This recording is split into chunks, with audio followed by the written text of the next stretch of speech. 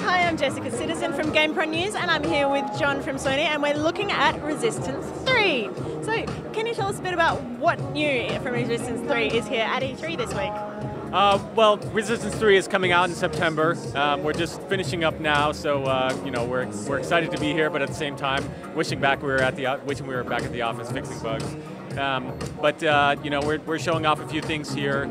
Mostly, what we're trying to let people know is that this is a new story in Resistance. At the end of Resistance 2, Joseph Capelli, one of the characters of Resistance 2, killed Nathan Hale, who was our hero in the first two Resistance games. And so Resistance 3 takes Joseph Capelli about 4 years after Resistance 2, and we take that story and we kind of go from there. He's a man who has a family now. The Chimera, our main enemy, has killed about 90% of the human population on Earth. So it's a pretty bleak world. You know, Joe has one last chance to save humanity, and this game tells the story of that.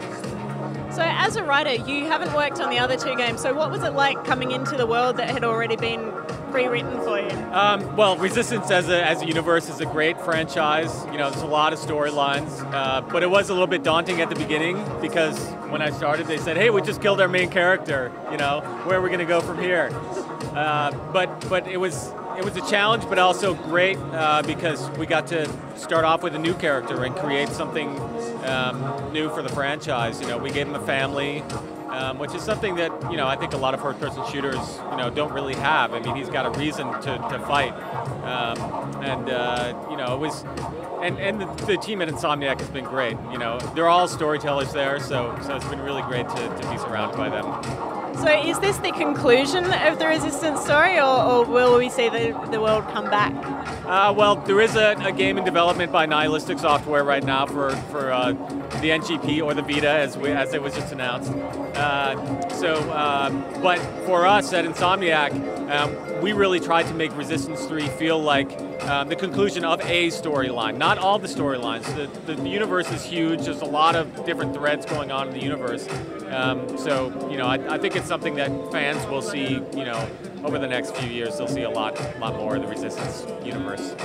But at the moment, this might be a satisfying end to some major story arc? We hope, yeah. I mean, one of the things we talked about early on with Resistance 3 is that at the end of Resistance 2, it was a cliffhanger. You know, we killed the main character, so we didn't want to end Resistance 3 with a cliffhanger. We wanted to end it with a little bit of closure, but also say this isn't the end of everything.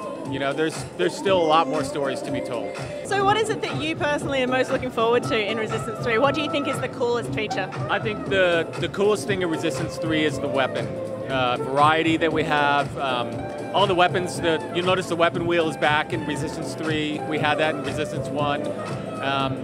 It gives the player a lot of choice in how they want to attack the Chimera. And we've got a few new weapons. So when I play through the game, I try to use all the weapons as much as I can. Every weapon has a primary and a secondary fire. There's a lot of cool things you can do with the weapons. And then they also upgrade. Every weapon upgrades twice. So that's the thing that keeps me playing the game again and again. You know, even though I'm on the dev team, I love to play the game. I love to, you know, sit down and play through it, try all the weapons. Yeah. You think that the guy who wrote the game would want to, you know, play for the story? Not so much. I love the weapons. Well, that's a sign of confidence in your work, really, isn't it? Yeah, I guess. Well, thank you very much for your time. Thank you.